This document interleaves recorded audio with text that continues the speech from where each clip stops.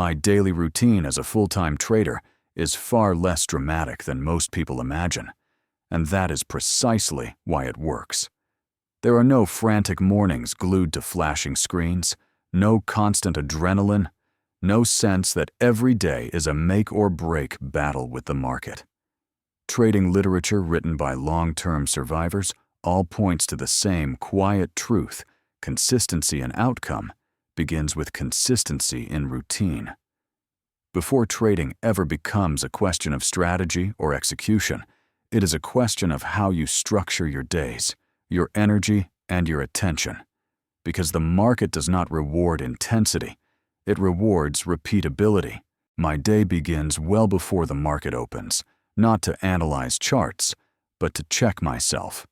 Sleep quality, mental clarity, emotional residue from the previous day, all of these are assessed before I ever look at price. Trading is a cognitive performance activity, and no amount of preparation can compensate for a compromised internal state. If I wake up rushed, irritated, or unfocused, that information matters more than any overnight market move. This habit alone has saved me more money than any indicator.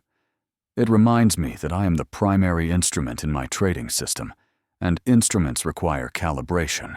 Before the session begins, I also review my rules and risk parameters. This is not because I forget them, but because repetition reinforces boundaries.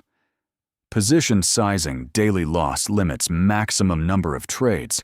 These are read daily, not negotiated internally. Trading literature often emphasizes that discipline fails, not because rules are unknown, but because they are not made present at the moment of decision. This short review anchors behavior before emotion has a chance to interfere. During active trading hours, my routine is intentionally narrow. I trade specific windows, not entire sessions.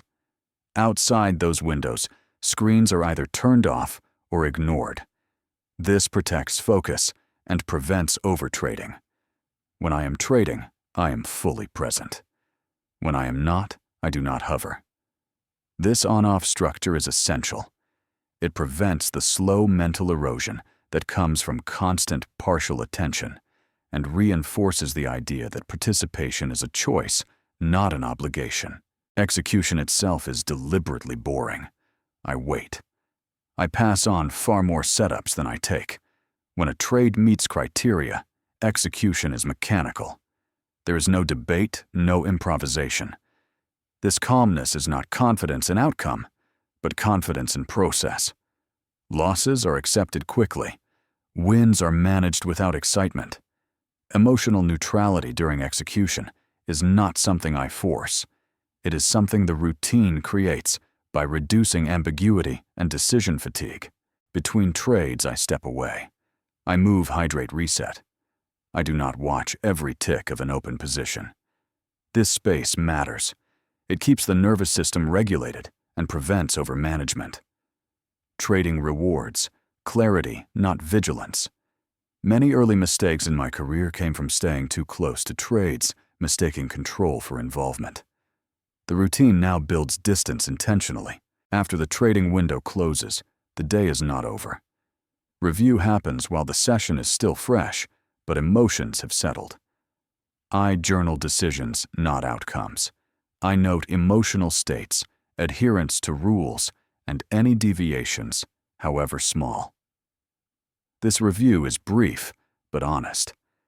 It is not about improvement in a single day, but about preventing drift over many days. Consistency is protected through daily course correction, not occasional deep analysis. The rest of the day is deliberately non-trading. Physical training, time away from screens, relationships. Reading these are not luxuries. They are performance inputs. Burnout does not arrive suddenly. It accumulates quietly. A routine that ignores life outside trading eventually collapses under its own weight. Full-time trading is not about working all the time. It is about knowing when not to. Looking at my daily routine now, the most striking thing is how little it has to do with the market itself.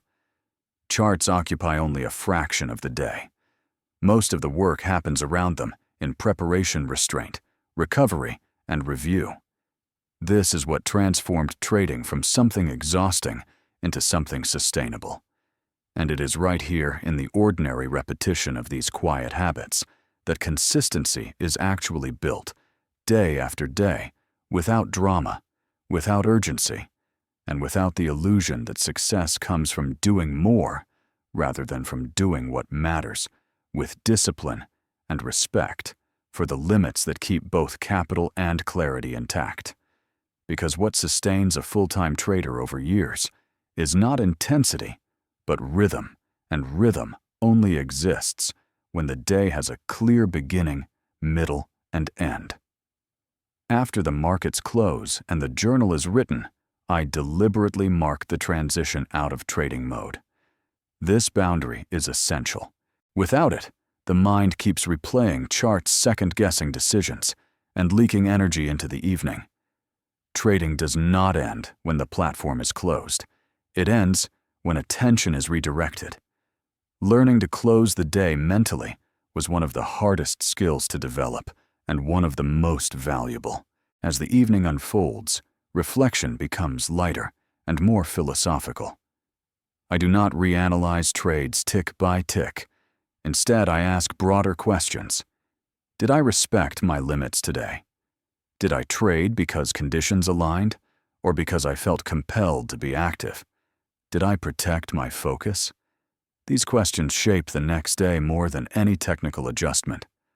Trading literature often emphasizes that growth at this stage comes from refining judgment, not tactics. My routine supports that by keeping review simple and consistent rather than exhaustive and reactive. Sleep is treated as non-negotiable. There was a time when I believed more screen time equaled more commitment. Experience corrected that illusion.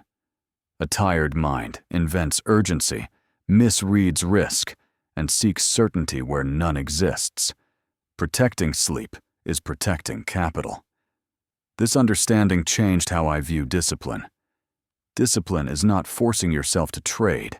It is forcing yourself to rest when rest is required. Over weeks and months, this routine creates a compounding effect that is easy to miss from the inside. There are fewer emotional spikes, fewer dramatic days, fewer regrets. Results stabilize, not because the market becomes predictable, but because behavior does. The routine absorbs much of the stress that trading naturally produces. It acts as a buffer between uncertainty and action. When something goes wrong, the structure holds. When things go well, the structure prevents overreach. What surprises most people is how little this routine changes over time.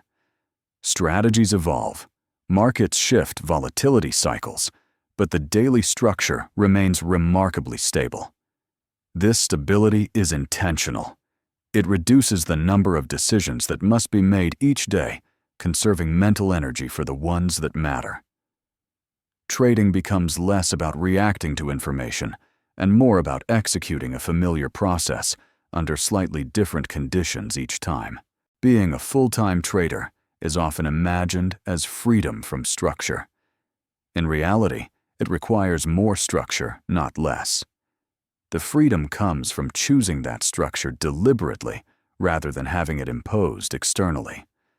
My routine is not rigid, but it is respected. When it is followed, trading feels calm. When it is ignored, mistakes appear quickly. This feedback keeps me honest. Ultimately, my daily routine is not designed to maximize profits. It is designed to minimize errors, protect clarity, and make it possible to show up tomorrow in a state capable of making good decisions again. Profit is a byproduct of that consistency, not its source. And as unremarkable as this routine may sound, it is precisely its ordinariness that makes it powerful.